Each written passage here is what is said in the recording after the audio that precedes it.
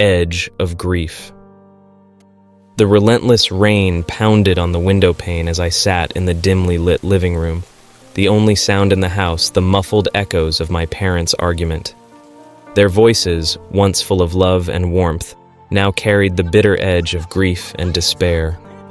Ever since my sister's tragic death in a car wreck, our home had become a battleground, and I, their surviving son, was nothing more than a ghost within its walls. I tried everything to get their attention, excelling in school, participating in sports, even attempting to initiate conversations. But my efforts were met with vacant stares and absent-minded responses. It was as if I had ceased to exist, my presence in their lives overshadowed by the ghostly memory of my sister. The summer before my sister's accident, my dad had bought a 1977 Pontiac Firebird for me and him to work on together. I haven't seen him even look at the car since my sister passed. As I stepped out of the house, there was my dad standing in front of the car with the hood up. I couldn't have been more excited. "Hey Dad, are we going to work on the car today?" He didn't even answer. He just wiped the tears from his eyes, closed the hood, stuck a for sale sign on it, and walked away completely. Ignoring me, I for sure was going to bring it up to my mom at dinner that night. Later that afternoon, I heard my mom and dad outside my room. When I looked out, they were packing up my sister's things. What the fuck? They didn't even talk to me. "Hey, what are y'all doing? I'm not ready to let go. Stop!" They both ignored me as always. I was so pissed, I ran back to my room and slammed the door. I heard my mom scream and run down the hallway. The next afternoon, my parents announced that we would be visiting the cemetery where my sister was buried. I hesitated, my heart heavy with the burden of grief that weighed me down. Reluctantly, I climbed into the car with them, the atmosphere inside as suffocating as the stormy clouds above.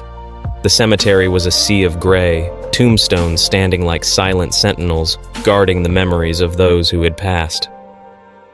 We walked in silence until we reached my sister's grave, a simple headstone adorned with her name and the dates of her short life.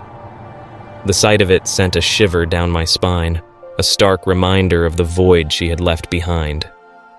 As I stood there, I glanced to the side and saw another headstone, smaller and newer, bearing my name and the same date of death as my sister. Confusion washed over me like a tidal wave, and I stared at the inscription, unable to comprehend its meaning. A cold realization settled in my chest like a block of ice. I had died in the same car wreck that had claimed my sister's life. The accident had taken both of us, leaving my parents shattered and broken. The truth hung in the air like a heavy fog, enveloping me in a chilling embrace. I turned to my parents, their faces pale and haggard, their eyes vacant and empty. The weight of their grief had blinded them to my existence, erasing me from their lives as if I had never been. I tried to speak, to scream, but my voice was lost in the howling wind, carried away like a leaf in a storm.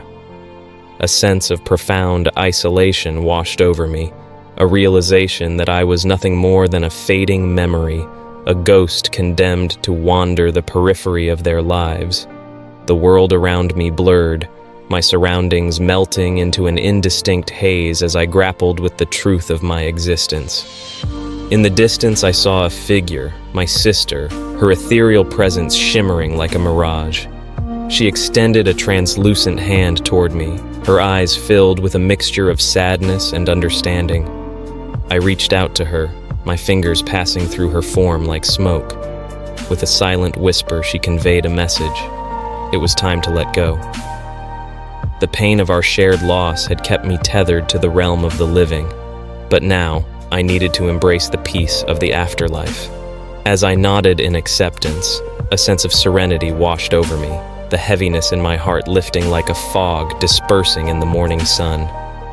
I turned back to my parents, my gaze filled with a mixture of love and sorrow. In that moment, I forgave them for their unintentional neglect, understanding that their pain had blinded them to my presence. With a final glance, I walked away, my steps growing lighter with each passing moment.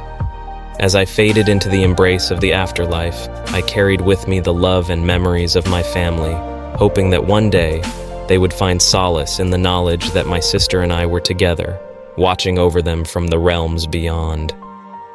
Thank you for watching. Please like and follow for more scary stories.